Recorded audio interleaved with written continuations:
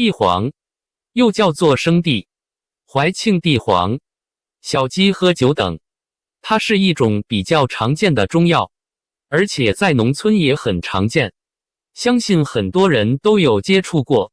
其实的黄对于广大糖友们来说是一种非常好用的中药，经常使用1点的黄来配合饮食和运动疗法，对于改善各种糖尿病症状非常有帮助。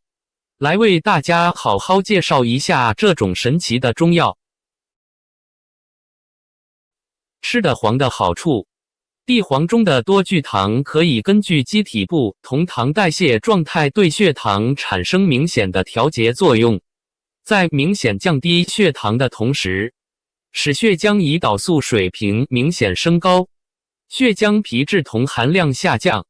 关于的黄中含有的降血糖成分，很多的科学实验也都有验证过。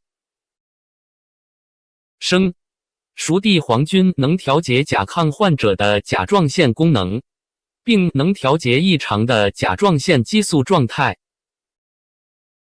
地黄中的地黄多糖可促进骨髓造血干细胞的增殖，刺激其造血功能，并对放射损伤有一定的保护和促进恢复作用。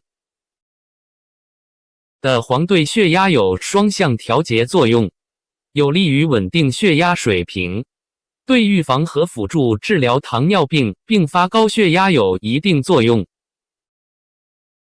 2.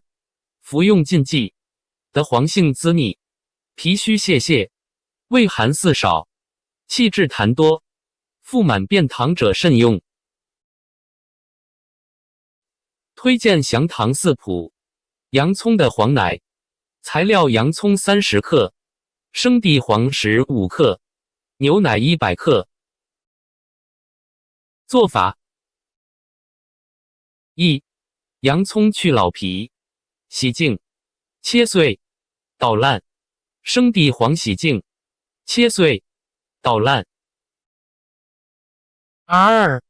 将洋葱碎和生地黄碎放入搅汁机，取汁，盛入碗中。3. 锅至小火上，倒入牛奶煮至将沸时，放入洋葱生的黄汁，搅匀，再煮沸即可。详糖妙招：所有4材均搅碎，打汁，有利于降低血糖，提高血液中胰岛素水平。的黄麦冬煮鸭，材料：生的黄、麦冬各15克，鸭1只，料酒、姜、盐各适量。1. 将生地黄洗干净，切薄片；麦冬去梗，洗净；鸭去毛、内脏和爪，剖干净，姜拍松。2. 将生地黄、麦冬、鸭、料酒、姜一起放入砂锅内，加适量水，大火烧开，改小火炖35分钟，加盐调味即可。我阿母连续咳了好几天，吃了这样东西之后就不咳了，真的蛮有效，而且好好吃，可以试试看。冬季天气乾燥，很多人都觉得喉咙干痒，小编给各位准备了几个简单的润喉4谱，保证有效。久咳不止，南瓜泥。感冒咳嗽多由风寒之邪侵袭，内郁肺气，肺胃失宣引起，可通过食疗来缓解。方法：南瓜250克，蒸熟后捣泥放凉，加蜂蜜15克拌匀备用。早晚饭前空腹吃50克。南瓜性温，味甘无毒，润肺益气，化痰排脓，驱虫解毒，治咳止喘，疗肺痈便秘。民间有用蒸熟南瓜混合蜜糖吃治哮喘的验方。如果孩子老人咳嗽，可用黄豆水来调理，如孩子体质偏热、易便秘，或者开始咳嗽，每天1剂黄豆菜心水。